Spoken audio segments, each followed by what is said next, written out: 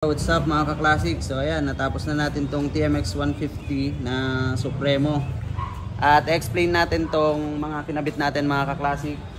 At umpisahan natin dito sa gulong sa harap. Dito sa gulong sa harap mga ka-classic, nagkabit tayo ng 110/80 by 17. At sa likod, nagkabit tayo ng 130/70/17. At sa rim naman nito mga ka-classic, nagkabit tayo ng 3.50. At sa harap naman nagkabit tayo ng 3.0.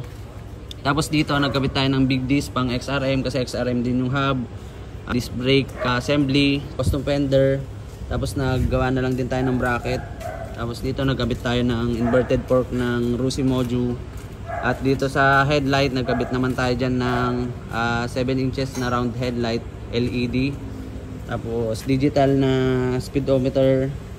Tapos ito yung handlebar niya mga ka-classic, yan pa rin yung dati na nakakabit nung dinala ng kliyente natin. Ganun din dito sa side mirror at hand grip. Stock pa rin naman itong mga to. At itong inverted fork pala mga ka-classic, kinuha natin yung T-post nung Supremo at yun yung kinabit natin dyan. Tapos dito naman, nag-request yung kliyente natin na gumawa kami ng ganito. So U-bend lang yan, dalawang U-bend at ginawa namin ng ganyan. Tapos itong MDL niya, dyan na lang din namin nilagay na request ng kliyente natin. Tapos ito yung horn niya. Sa skid plate, naglagay din kami ng pang TMX. At dito naman sa elbow, pinagawa na lang ng kliyente natin yan ng bago para mas malinis tignan. Tapos dito, nagkabit tayo ng bullet pipe, Showa rear shock. Tapos dito, custom fender.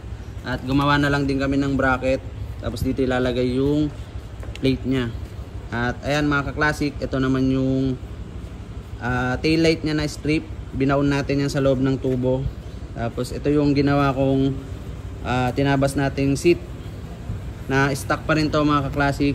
Tapos pinapolstery lang natin. At syempre pinaint yan lahat, pininturahan natin ng ansal yan lahat mga ka-classic. At yan yung naging resulta. Yan.